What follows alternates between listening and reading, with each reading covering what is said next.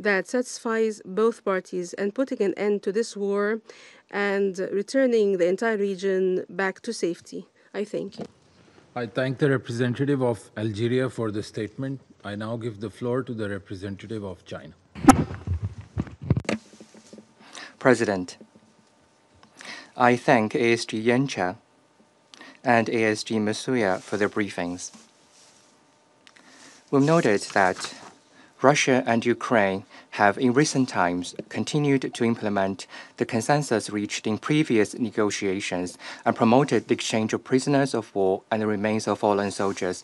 They also held the third round of direct talks a few days ago, in which a new consensus on the continuation of the exchange of prisoners of war and other humanitarian issues was reached. China welcomes these positive developments and calls on the parties concerned to maintain the momentum of the peace talks, continue to build consensus and enhance mutual trust with a view to reaching a comprehensive, lasting, and binding peace agreement.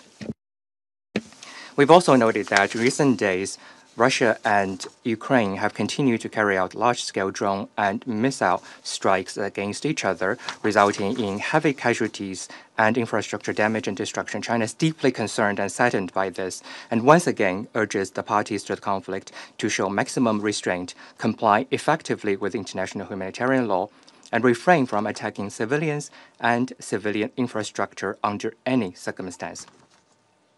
It is imperative that the two sides make joint efforts to de-escalate on the battlefield at an early date. We have further noted that Russia and Ukraine have recently issued statements toward each other about how to restore peace in Europe and achieve a political solution to the crisis.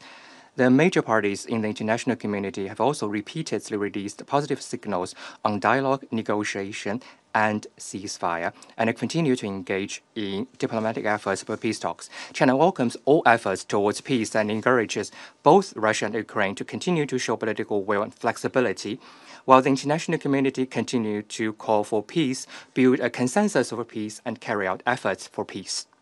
All parties should jointly make practical efforts to promote a political solution to the crisis. President, China has always maintained an objective and impartial stance on the Ukraine issue and has been committed to promoting peace talks and political solution. We have been actively carrying out diplomatic mediation in accordance with 4 shoulds proposed by President Xi Jinping while maintaining effective communication with both Russia and Ukraine. We have initiated the establishment of Friends of Peace Group on the Ukrainian crisis with Brazil and other countries in the Global South in order to build greater synergy for a ceasefire and the realization of peace. China will, as always, play a constructive role in the political settlement of the crisis. President, I'd like to respond to the statement by the U.S. representative. As we've pointed out many times in the Council, China did not start the Ukraine crisis, nor is it a party to it. China has never provided lethal weapons to any party to the conflict and has always strictly controlled dual-use materials, including the export of drones. We urge the U.S. to stop shifting blames on the Ukraine issue or creating confrontation, and instead playing a more constructive role in promoting ceasefire and peace talks. What's more, President, I'd like to take this opportunity to say a few more words.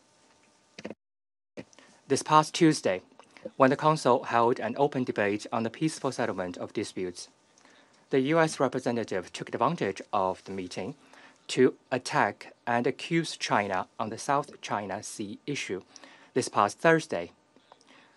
When the Council held an open meeting on cooperation between the UN and the Organization of Islamic Cooperation, the representative of the U.S. once again started its provocation by slandering and smearing China on Xinjiang-related issues. Today, when we are considering the issue of Ukraine, the representative of the U.S. again started to spread false information and lies about China. Within a single week, the U.S. has made groundless accusations at China in the Security Council multiple times. They only prove that what the U.S. cares about is not maintaining international peace and security or promoting the political settlement of war or conflicts, but rather using this council to suppress and attack other countries and engage in political manipulation to serve its own agenda. As a permanent member of the council, the U.S. should be ashamed and disgraced by its own words and deeds. We urge the U.S. to change course at an early date and engage constructively in the work of the Council. Thank you, President. I thank the representative of China for the statement. I now give the floor to the representative of the Russian Federation.